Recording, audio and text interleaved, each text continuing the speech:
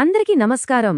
ఆంధ్రప్రదేశ్లో ప్రభుత్వ ఉద్యోగం కోసం ఎదురుచూస్తున్న వాళ్ళందరికీ ఇదొక గుడ్ న్యూస్.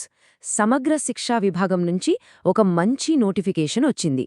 దీని స్పెషాలిటీ ఏంటంటే ఎలాంటి పరీక్ష లేదు, అప్లికేషన్ ఫీజు లేదు.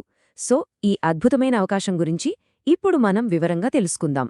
ఈరోజు మనం ఏం చూడబోతున్నామంటే అసలు ఈ జాబ్ నోటిఫికేషన్ ఏంటి, ఏమేం ఖాళీలున్నాయి, ఎవరు అప్లై చేయొచ్చు, అప్లికేషన్ ప్రాసెస్ ఎలా ఉంటుంది, ఇంకా చాలా ముఖ్యమైనవి డేట్స్ ఏవి మిస్ కాకూడదో అన్నీ క్లియర్గా చూసేద్దాం. రైట్, ముందుగా మొదటి పాయింట్కి వచ్చేద్దాం. ఈ జాబ్ నోటిఫికేషన్లో అందర్నీ అట్రాక్ట్ చేసే విషయం ఇదే. దీనికి ఎలాంటి ఎగ్జామ్ రాయాల్సిన పని లేదు, ఎలాంటి ఫీజు కట్టక్కర్లేదు. ఇది నిజంగా చాలామందికి పెద్ద రిలీఫ్ కదా. ఈ నోటిఫికేషన్ ఇచ్చింది సమగ్ర శిక్షా విభాగం, అంటే ఇది మన రాష్ట్ర విద్యాశాఖ కింద వస్తుంది. సో ఇది 100% జెన్యూన్ ఒఫిషియల్ నోటిఫికేషన్ అన్నమాట. మరి మొత్తం పోస్టులు ఎన్ని ఉన్నాయి అనుకుంటున్నారా?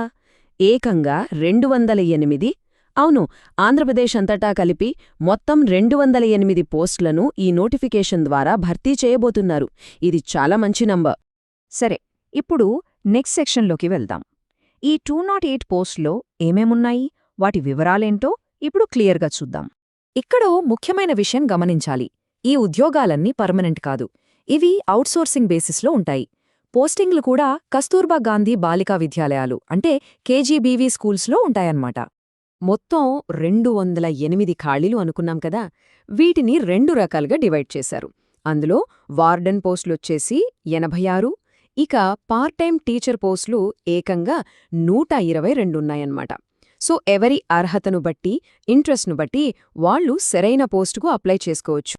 ఓకే, ఇప్పుడు చాలా ఇంపార్టెంట్ టాపిక్ ఎలిజిబిలిటీ. అసలు ఈ ఉద్యోగాలకు అప్లై చేయాలంటే ఏమేం అర్హతలు ఉండాలో ఒకసారి చెక్ చేద్దాం.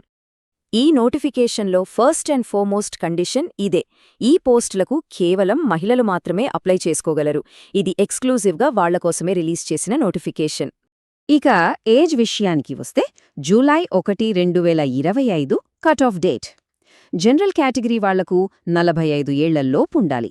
అదే ఎస్సీ, ఎస్టీ, బీసీ, ఈడబ్ల్యూఎస్ కేటగిరీల వాళ్లకు 5 ఏళ్లు రిలాక్సేషన్ ఉంది, అంటే 50 ఏళ్ల వరకు అప్లై చేసుకోవచ్చు. ఇక దివ్యాంగులకైతే 52 ఏళ్ల వరకు అవకాశమిచ్చారు.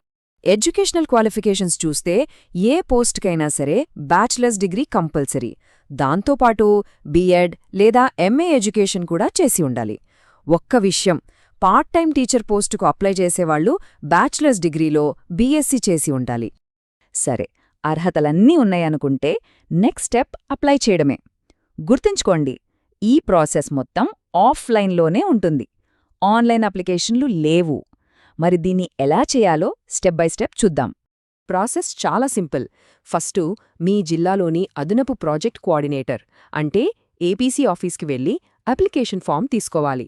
తరువాత దాన్ని నీట్గా ఫిల్ చేసి కావలసిన సర్టిఫికెట్లన్నీ జిరాక్స్ తీసి జత చేయాలి.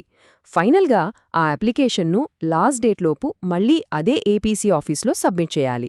అంతే. ఇక ఫైనల్గా చాలా చాలా ముఖ్యమైన విషయం డేట్స్. ఇవి అస్సలు మిస్ అవ్వద్దు. క్యాలెండర్లో మార్క్ చేసి పెట్టుకోండి. జాగ్రత్తగా వినండి. జనవరి 3, 2026న అప్లికేషన్లు తీసుకోవడం స్టార్ట్ అవుతుంది. అప్లై చేయడానికి లాస్ట్ డేట్ ఎప్పుడంటే జనవరి 11, 2026. చూసారా, టైం చాలా తక్కువ ఉంది, కేవలం కొన్ని రోజులు మాత్రమే. ఆ తర్వాత ఫైనల్ సెలెక్షన్ లిస్ట్ ఫిబ్రవరి 1, 2026న అనౌన్స్ చేస్తారు. అందుకే అస్సలు ఆలస్యం చెయ్యొద్దు.